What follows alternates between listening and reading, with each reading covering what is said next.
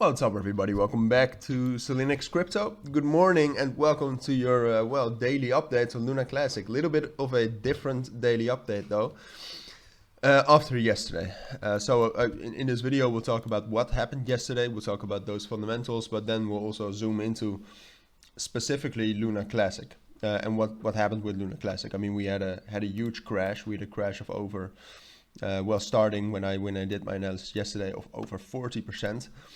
And then like especially by this huge spike, and now we actually got back above 18,000, which is quite a strong support level. So in the end, yesterday we did expect it to drop down to 20,000 and 18,000, and well, we got there, but not necessarily in the way I thought.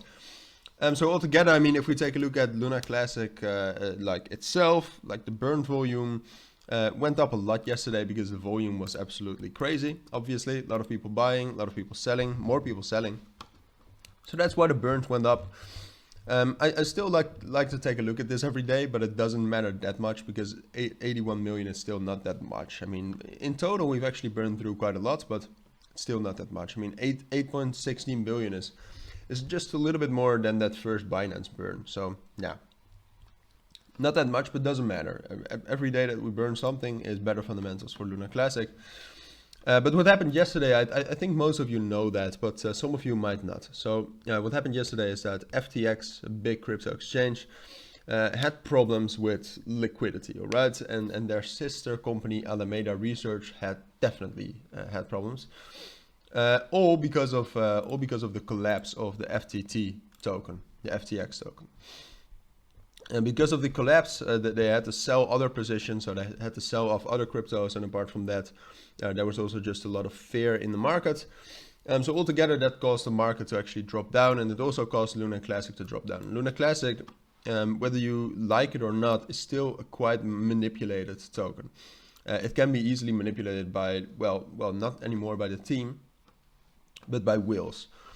So a spike like this, I mean, it might be different on other exchanges. Binance usually has some stronger spikes, but you can see that we've had that before. I mean, here you can see to a lesser extent, because here we didn't have hugely bearish fundamentals, but here this spike and then this spike up, it's very much manipulated, and this one too, it's probably just an exit by a whale that held a lot of Luna Classic. So.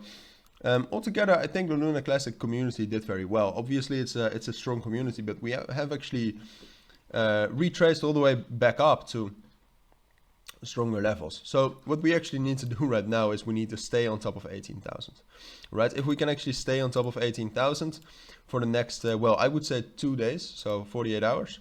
And then we can also actually get all the way up to, or let's say for the next day. Then we'll just get up to 20,000 and 21,000, and we'll kind of consolidate until tomorrow. We'll get some other strong fundamentals again in the form of a inflation rate number.